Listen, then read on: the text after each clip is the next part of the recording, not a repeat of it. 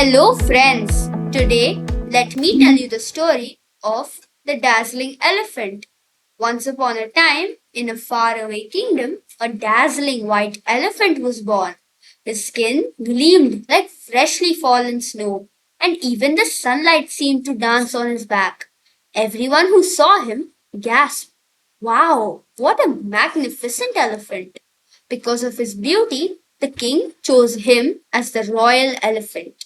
On festival days, the elephant would carry the king through the streets adorned with gold ornaments and colorful silks. The crowd would cheer and clap. "Look at that elephant!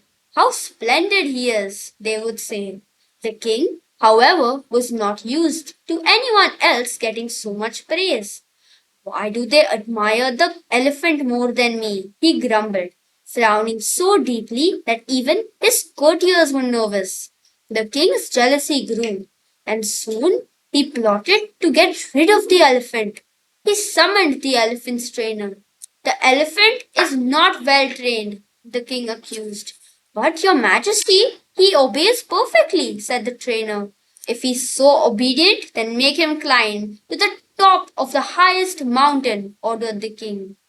The trainer mounted the elephant, and step by step they climbed the steep mountain paths.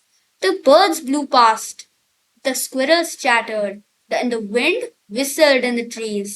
The king and his courtiers followed in their horse drawn wagons, eyes wide with worry. "If he is truly well trained, make him stand on three legs at the edge of the mountain top," shouted the king. The elephant lifted his massive legs gracefully, standing on three legs. The king's jaw dropped, but he was not done. "Now on his two legs," he roared. The elephant obeyed, raising his back legs, balancing perfectly on his front legs. Even the wind seemed to pause, as if amazed by his strength. "Now on his back legs," bellowed the king. The elephant lifted his front legs and stood tall, like a proud giant. "Now on one leg," screamed the king, growing red with anger. The elephant swiveled and balanced on one leg, swaying slightly but perfectly steady. Finally, the king, growing impatient and cruel, shouted, "Now make him stand in the air." The trainer's heart skipped a beat. He realized the king wanted the elephant to fall off the cliff.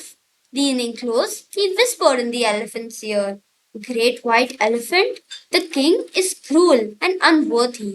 If you have the power, rise to the sky and fly with me to a better kingdom." The elephant paused for a moment, as if understanding. Then, with a mighty trumpet, he lifted into the air, soaring higher and higher. The wind whistled past his ears. The courtiers below gasped in disbelief. "Stop them! Bring them back!" the king yelled, shaking his fists. The trainer laughed and called down, "The magnificent elephant is too good for a foolish king like you. Only a wise and kind ruler deserves such a friend." They flew across forests, rivers, and mountains, finally reaching a new kingdom where a wise and good king welcomed him and the trainer with open arms. The elephant was treated with love and respect, admired for his beauty and strength, and he lived happily ever after. And the jealous king, he learned, but it was too late, that true greatness cannot be kept under cruelty or jealousy.